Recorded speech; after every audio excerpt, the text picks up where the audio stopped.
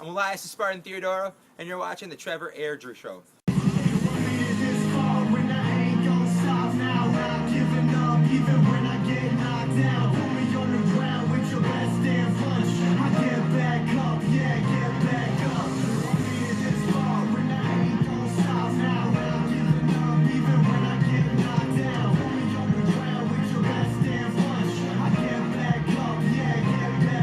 Welcome everybody to episode 22 of the Trevor Airdrie Show.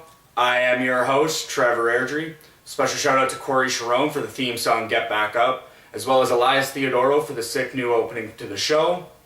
And without anything further, on to the show. Today's show, once again, is sponsored by Street Soldier. Sick swag at sick prices like the gear I have on right now.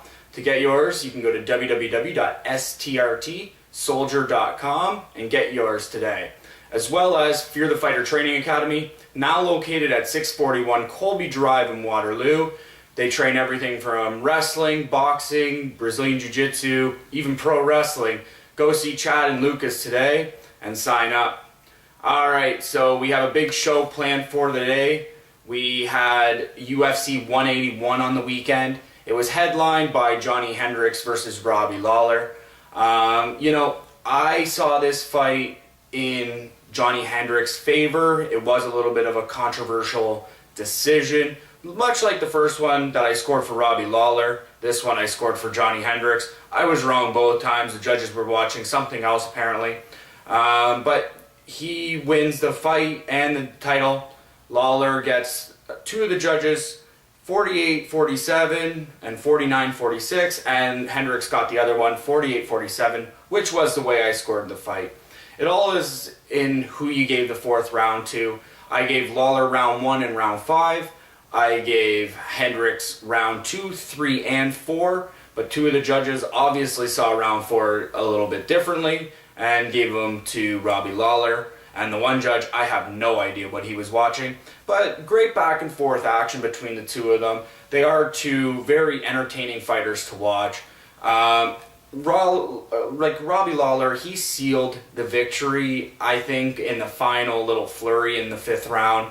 It was absolutely incredible. Both guys, wicked chins. There was a bunch of punches that I could have seen knocking out both guys, but they go to the judges, and Robbie Lawler is your new UFC welterweight champion. And if all the reports are true, he will be fighting Rory McDonald in March. So we have that fight to look forward to. I wouldn't be opposed, and this is one of the times that I'm going to say this, I'm very hesitant on trilogy fights and whatnot, but I do believe the right way to go here is make Hendricks Lawler 3 and leave no doubt for anything. And in the co-main event, we had Anthony Showtime Pettis taking on Gilbert Melendez. Wow, Anthony Pettis was on fire on Saturday night, coming off of a long injury and then the filming of Tough 20. I thought it was going to be like a Gilbert Melendez win here. Boy, was I wrong. Anthony Showtime Pettis, winner by submission and retaining his UFC lightweight championship. Guys I can see coming next into that fold, a guy like Donald Cerrone makes a lot of sense to me. And we'll see where the UFC takes that lightweight title picture. And then the third fight I'm going to touch on, like last week, the rest of the results and the rest of all the predictions later on in the show will be seen in the credits. And then finally, Travis Brown, he just manhandled Brandon Schaub, just destroyed him. TKO, 4 minutes and 50 seconds into round 1. This was the Travis Brown show. I'm one of those guys that, now I'm starting to look at Brandon Schaub and I'm thinking, maybe it's time for the UFC to cut ties with him and move on, because there's something about Brandon Schaub that he goes into these fights and he just doesn't deliver and just keeps not delivering. I was a big fan of him in Tough Season 8, but ever since, he's just up and down like a toilet seat and can't seem to beat the big guys. And what's the point of keeping him around at the contract that is rumored to be out there when he's just not bringing it in these fights? So that was my recap for the week. Now I jump into the news. I'm going to touch on only 2 topics this week, but both topics are very huge in the world of MMA right now. We had Reebok and the UFC announcing a 6-year partnership on clothing and apparel for all the fighters. This is very interesting to me with, certain fighters under certain contracts with clothing manufacturers. It's going to be interesting how that all plays out. It's going to be one of those things that they're turning into kind of like a school uniform where, like, there's so many clothing companies that rely on these sponsorships to the UFC, and not to mention the fighters that rely on the sponsorship of these clothing companies. So I'm going to be interesting to see what the structure is on how much money each fighter's getting. They did come out with a staircase of a pay scale that has the champion obviously getting the lion's share of the money. Then you have ranked 1 through 5 in the UFC rankings. I'm assuming they're going to use UFC rankings, will be the second tier. And then you have 6 through 10 as the third tier, 10 through 15 as the fourth tier, and then everybody else. So it's one of those things that you look at it and you're trying to say a guy that's, say, at the bottom end of the UFC roster that is ranked, say, 30th or 40th in the lightweight division is going to be making as much money as the 16th guy in the lightweight division. That doesn't make a whole lot of sense. And, that guy that's in 16, 17, 18 spot to get paid at the bottom end is completely unfair to the caliber of fighter. It would almost make more sense to staircase it, 1, 2, 3, 4, 5, 6, and then like so on and so forth. But we'll see how this all pans out. The UFC has till July 6th of 2015, so International Fight Week in July, to make all this known to the fighters, the media, and so on and so forth.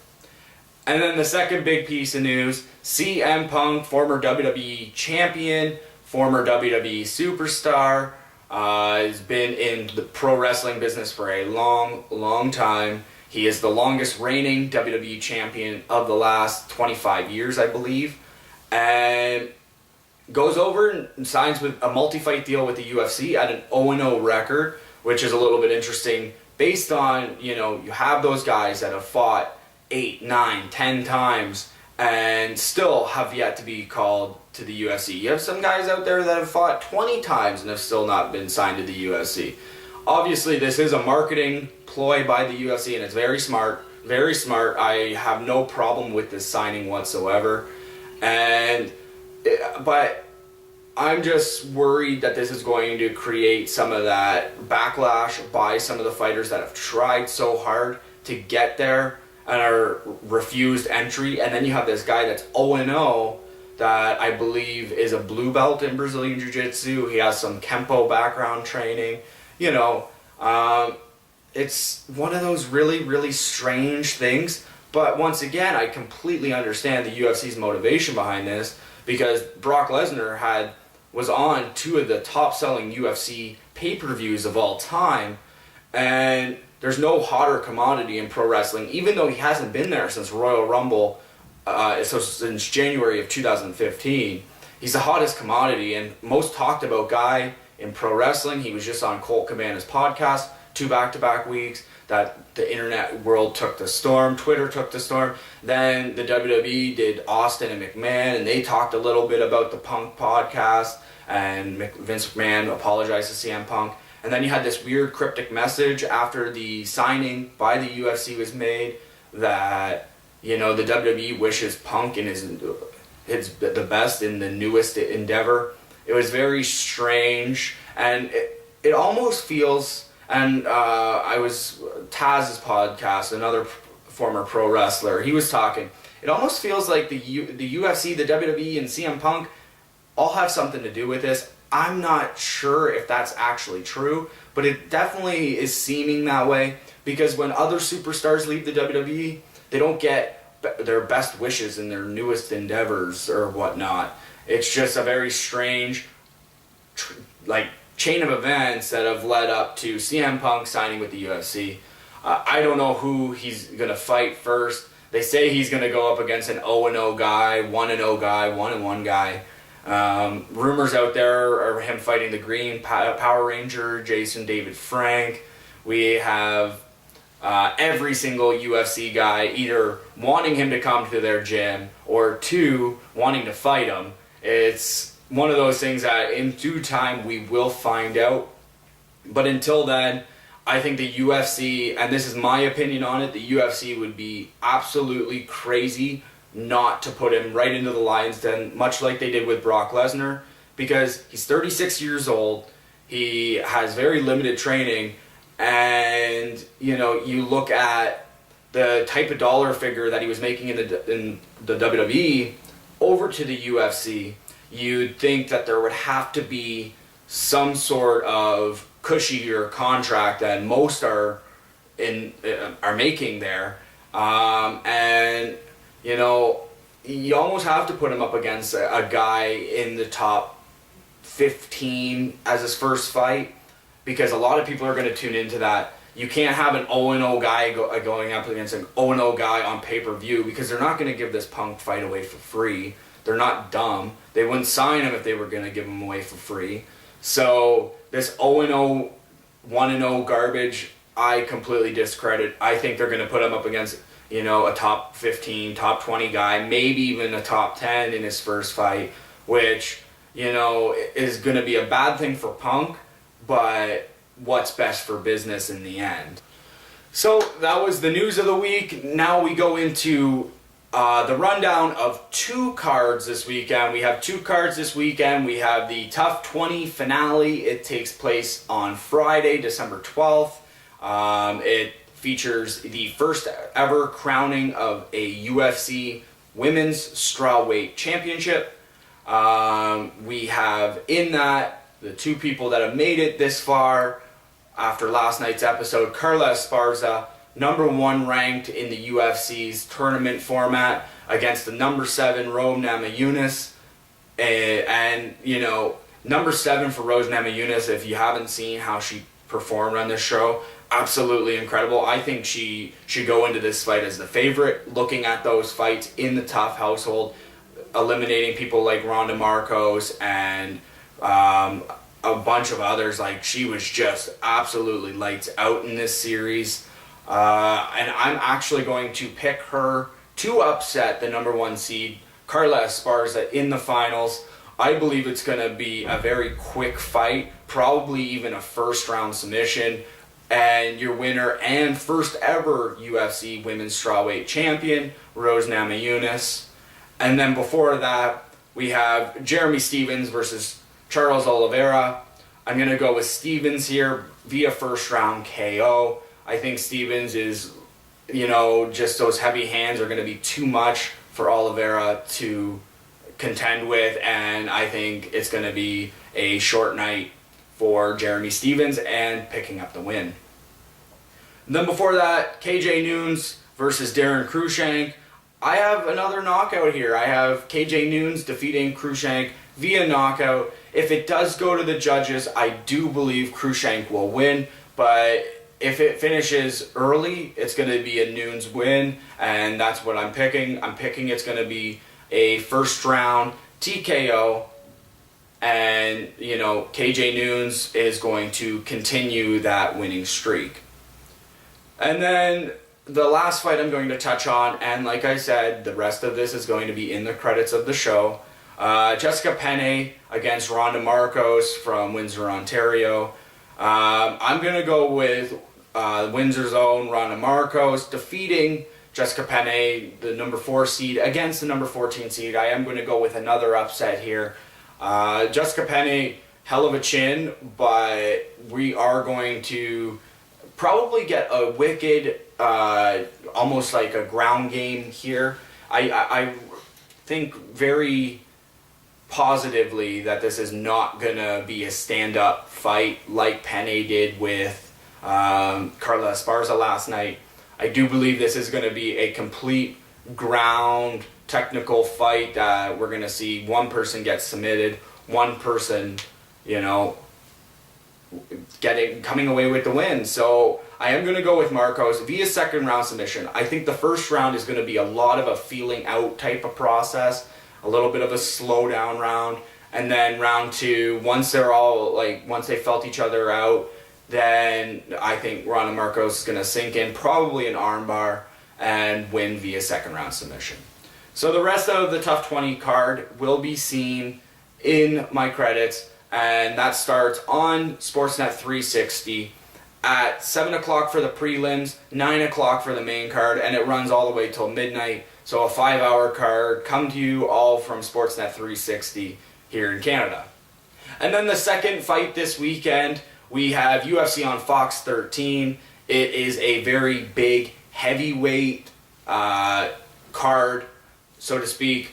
We had the strawweight women dominating the card on Friday night. Now we have the heavyweight men dominating the card on Saturday night. So basically the complete opposite of what Friday's going to be. It's going to be fast, quick pace. Saturday is going to be just, okay, it's either going to be a knockout or they're going to be a very, very slow fight.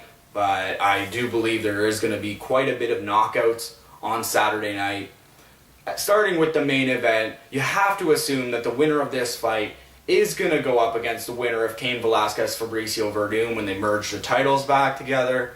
It features Junior Dos Santos versus Stipe Miocic in the main event.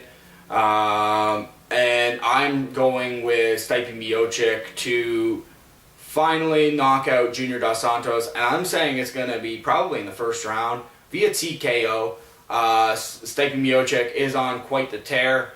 He is deserving of this fight, is deserving of a top 5 opponent, and I do believe with a win over Junior Dos Santos this week, he does get the winner of Cain versus Verdum whenever that fight takes place. Co-main event of the night, we are going to go to the 155 division on this one. It is Rafael Dos Anjos versus Nate Diaz in a 155 tilt. I go with Diaz, second round submission in this fight. If it stays, it's probably going to go to the ground because Diaz is so unpredictable on his feet that it's going to be tough for Rafael Dos Anjos to do that counter punching when a Diaz brother just continuously goes at you. I think it's going to go down to the ground, and then I think Nate Diaz is going to win via submission. And prior to that, we have Alistair Overeem welcoming back Stefan Struve to the cage. I would assume the loser of this fight does get their walking papers from the UFC. But it's one of those fights that I wish nothing but the best for Stefan Struve coming back from that heart condition and whatnot. But I think Alistair Overeem is just going to eat him alive in the cage come Saturday night. I don't see this going past the first round. I see Overeem just overpowering Stefan Struve, and I'm a big Struve fan, but health comes first, and I believe that he shouldn't be taking this fight based on the prior heart conditions. And when Overeem beats him, I hope he does consider retirement after this weekend. That being said, next week I could be speaking nothing but praises about Stefan Struve after a incredible win on Saturday night. So we'll see come next week where Struve is in his fight progress. And then the last fight I'm going to touch on, and then we're going to roll the rest in credits. Matt Mitrione versus Gabriel Gonzaga. Gabriel Gonzaga has been in the UFC for a long, long time. He has the highlight reel knockout over Mirko Cro Cop. He fought Randy Couture for the title and lost. And he's going to go up against Matt Mitrione. And I think Gabriel Gonzaga is going to defeat Matt Mitrione. And I'm going to say another first round TKO. It's going to be one of those nights that I think there is going to be quite a bit of knockouts. And even the further this fight goes, I'm still giving the edge to Gonzaga because I've seen Gonzaga go 3 rounds before and be completely fine. So, I'm either going to see a first round knockout in this fight or I'm going to look to a 29-28 type of win for Gabriel Gonzaga. So, Thank you for joining me for episode 22 of the Trevor Airdrie Show. I'd like to thank Sharon for the theme song Get Back Up, Elias Theodoro for the intro to the show, as well as Street Soldier. Go to www.strtsoldier.com and get yours today. And as well, Fear the Fighter Training Academy. Go sign up with Chad and Lucas at 641 Colby Drive in Waterloo, Ontario. And without anything further, dream it, believe it, achieve it. I'm Trevor Airdrie, signing off.